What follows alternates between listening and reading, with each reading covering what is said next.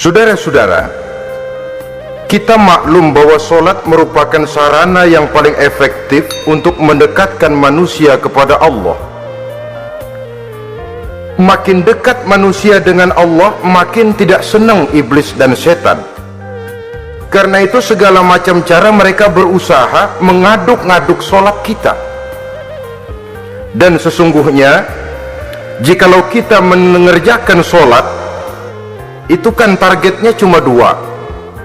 Pertama, agar solat kita itu sah. Yang kedua, agar solat kita itu qabul, yakni diterima oleh Allah. Kalau soal sah dan tidak, ukurannya gampang. Saya kalau ditanya orang, Pak, solat saya sah atau tidak, saya bisa jawab, saudara, solatnya syarat rukunnya cukup apa tidak? Cukup, sah. Itu kalau perkara sah. Tapi kalau sudah perkara qabul, Pak, solat saya diterima atau tidak oleh Allah, ini saya tidak bisa jawab. Kenapa? Soal qabul mencakup masalah batin. Cuma ukuran logikanya, kalau syarat rukun cukup, insya Allah qabul. Saudara-saudara kaum muslimin rahimakumullah, oleh karenanya pada saat kita sholat, iblis, setan datang dari segala macam penjuru supaya kita kehilangan rasa khusyuk. Apalagi kalau kita jadi imam yang gerak kita, bacaan kita dilihat, didengar, disaksikan oleh orang banyak, digodanya gerakan kita, dibolak-baliknya hati kita, supaya di dalam sholat itu banyak yang kita ingat, hal-hal yang tidak ada hubungannya dengan sholat. Kadang-kadang belum sholat kita ribut nyari pulpen, nggak ketemu, begitu takbir ingat pulpen di atas lemari, mulai goncang lagi niat kita sholat.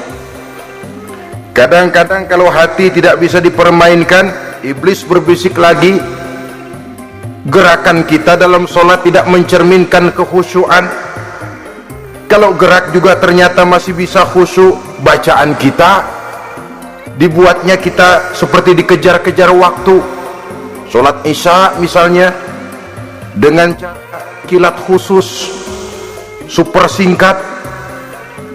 Saya katakan tadi, apalagi kalau kita jadi imam, iblis mudah mendatangkan penyakit riya. Karena mengimami orang banyak, lalu supaya dikira alim, dibuatlah sholatnya itu mantep-mantep, surahnya dicari yang panjang-panjang, paling pendek sabihis sama wadduha. Tapi kalau sudah sholat sendirian, cukup inna a'toinakal kausar sama kul huwallahu ahad. Kayaknya khusyuk bukan main. Kalau imam, bahasanya dipaseh-pasehin kayak orang 16 tahun di Mekah. Usolli fardhol maghribi wala sarokaatin.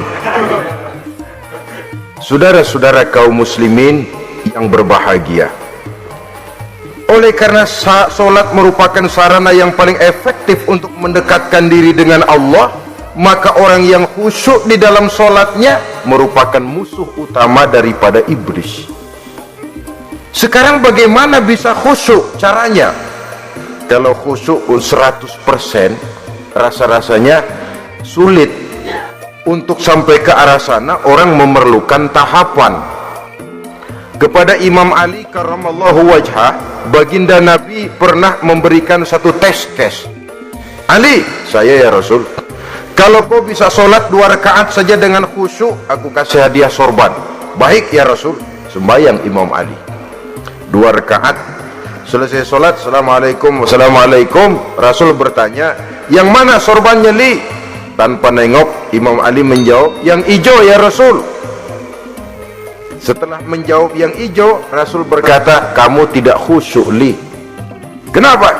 Soalnya tadi waktu sembahyang mikirin, nanti kalau ditawarin sorban pilih yang hijau aja, sehingga begitu ditanya refleks menjawab, yang mana Li? Yang hijau saja ya Rasul.